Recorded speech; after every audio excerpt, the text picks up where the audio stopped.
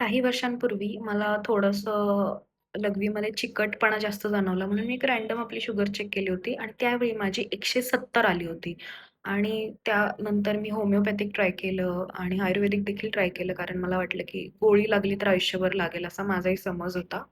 पण नेमकं मी गोळ्या त्यांच्या खाल्ल्या, पण पथ्य काहीच पाळली नाहीत, की बाबा गोड बंद केलं पाहिजे किंवा असं काही नाही. म्हणजे मी रोजच खात होते असं काही नाही. पण कधी-कधी केक्स, त्यात चपाती हे ते म्हणजे त्यांनी मला भाकरी वगैरे खायला सांगितलेली. बरंच असं प्रॉपर डाएट दिलं होतं.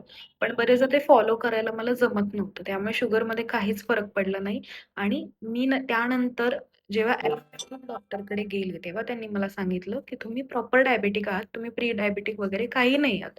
म्हणजे माझं HbA1c पण बऱ्यापैकी वरतीच गेलेलं म्हणजे 7.5 असंच गेलं होतं. तेव्हा मी प्रॉपर ॲलोपॅथिक डॉक्टरची ट्रीटमेंट घेतली. मी तुम्हाला असं अजिबात म्हणत नाहीये, की तुम्ही आयुर्वेदिक किंवा होमिओपॅथिक घेऊ नका. पण ते तुम्हाला जमतंय का? किंवा तुम्हाला त्याचा गुण येतोय का? हे बघणं पण खूप महत्वाचं आहे. कारण बरेचदा काय होतं, कमी वयात गोळी लागू नये, गोळी लागू नये असं म्हणून आपण टाळतो ॲलोपॅथी.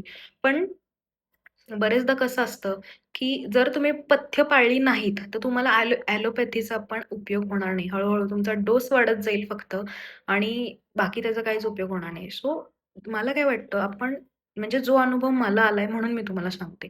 आपण आपल्या पोटात जे काही टाकतोय, त्याचा आपल्यावर काय परिणाम होणार आहे, याचा आपण विचार करूनच मग ते टाकलेलं चांगलं आहे. कारण मला तरी असाच अनुभव आलाय, की गोळी जर बंद करायची असेल, तर गोड खाण्याला आळा हा आणलाच पाहिजे.